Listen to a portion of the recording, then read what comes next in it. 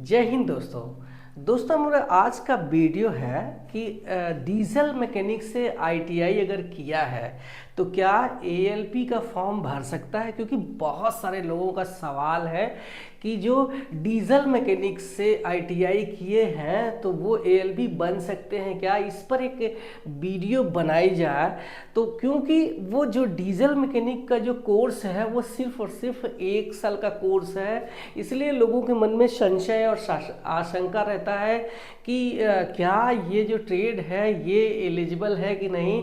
तो इस पे जानकारी देने के लिए सबसे पहले जान लेते हैं कि 2024 में जो एएलपी का नोटिफिकेशन आया है उस नोटिफिकेशन में जो 15 ट्रेड दिए हैं उन 15 ट्रेड को देख लेते हैं कि कौन कौन से वो 15 ट्रेड हैं जिसके कि आप एएलपी का फॉर्म आने वाली वैकेंसी में भर सकते हैं, क्योंकि यही ट्रेड दिया हुआ है हमें नोटिफिकेशन में। तो पहला है कि नोटिफिकेशन में जो ट्रेड दिया है वो है इलेक्ट्रीशियन, दूसरा है फीटर, तीसरा है मशीनिस्ट, चौथा है वायरमैन, पांचवा है टर्नर, छठा है इंस्ट्रूमेंट मैकेनिक, सातवां है हीट इंजन, आठवां है मिलराइट मेंटेनेंस मैकेनिक, नौवां है इलेक्ट्रॉनिक्स मैकेनिक, 10वां है आर्मेचर एंड कोल वाइंडर। ये तो 10 हो गई। 11वां यहाँ से है refrigeration and air conditioning mechanic, 12वां है मोटर मैकेनिक, 13वां है ट्रैक्टर मैकेनिक, 14वां है मैकेनिक रेडियो एंड टीवी, और सबसे लास्ट में मैंने लिखा है डीजल मैकेनिक, या फिर इसको बोल सकते हैं मैकेनिक डीजल। ठीक, तो यही एक डाउट आता है कि ये सारे ट्रेड 2 वर्ष के हैं तो ये डीजल मैकेनिक 1 साल का है, तो कहीं ऐसा तो नहीं कि हम एलिजिबल नहीं हो जाएंगे।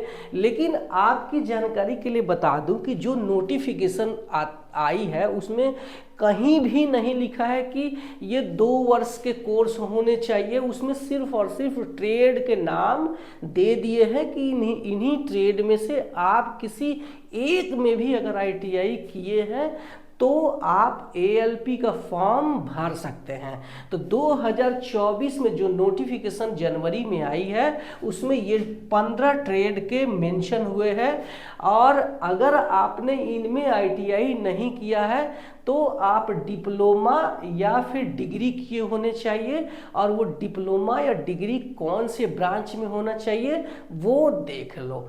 तो आपका जो डिप्लोमा डिग्री होना चाहिए वो है, पहला है मैकेनिकल इंजीनियरिंग जिसमें कि मैंने किया है। ठीक है, मैं मैकेनिकल इंजीनियरिंग में डिप्लोमा किया है जिसको पॉलीटेक्निक भी बोलते हैं। इसके अलावा इलेक्ट्रिकल इंजीनियरिंग, और तीसरा है इलेक्ट्रॉनिक्स इंजीनियरिंग, चौथा है ऑटोमोबाइल इंजीनियरिंग। ठीक है, तो ये 4 ब्रांच है जो कि डिप्लोमा या फिर डिग्री इनमें से किसी एक में भी अगर आपने किया है तो भी एएलपी का फॉर्म भर पाएंगे।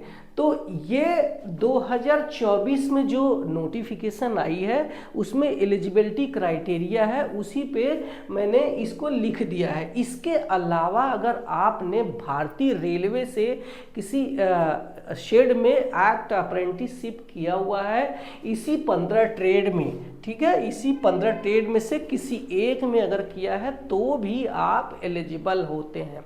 ठीक है, ध्यान रखना कि आपका जो आईटीआई का जो कॉलेज है वो या तो सरकारी होना चाहिए या प्राइवेट भी रहेगा तो चलेगा, लेकिन अगर ध्यान रखना कि अगर वो प्राइवेट कॉलेज है तो वो एनसीवीटी या फिर एससीवीटी यानी कि national council for vocational training या फिर state council for vocational training, इससे अप्रूव्ड कॉलेज होने चाहिए।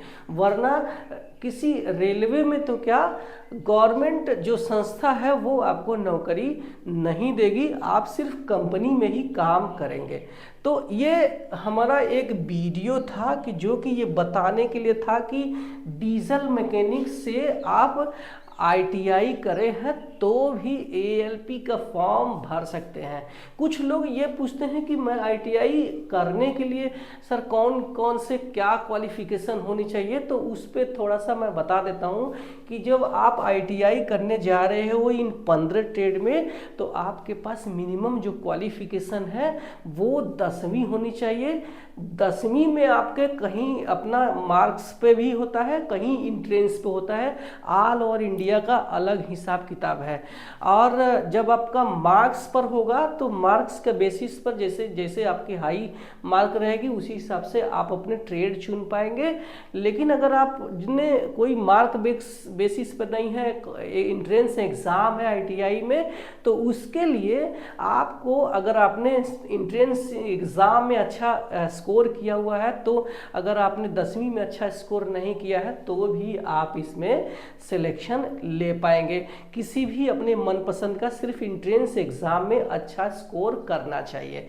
इसके अलावा आप अगर डिप्लोमा करने जा रहे हो तो आपकी क्वालिफिकेशन 10वीं साइंस होनी चाहिए, मिनिमम है। इसके बाद आप 12th के बाद जो है आप डिग्री कर सकते हैं, और वो 12th फिजिक्स केमिस्ट्री मैथ आपके पास होने चाहिए, तभी आप डिग्री में एडमिशन ले सकते हैं। इस कोर्स को करने के बाद जैसे ही एएलपी की वैकेंसी आती है वैसे ही आप फॉर्म भरने के लिए एलिजिबल है। आप अपने फॉर्म भरिए, एग्ज़ाम पास करिए और सीधा आप ट्रेन चलाने के लिए रेडी हो गए। क्योंकि बहुत सारे लोग पूछते हैं कि इन कोर्स करने के बाद का क्या प्रोसेस है, तो यही एक प्रोसेस था जो मैंने बता दिया कि यस, आप अगर डीजल मैकेनिक से आईटीआई किए हुए हैं तो आप एएलपी के लिए एलिजिबल है, चाहे वो 1 साल का ही कोर्स क्यों ना हो। पहली बार मेरे चैनल पे आया है तो सब्सक्राइब कर लेना। मिलते हैं अगले वीडियो में। Bye bye.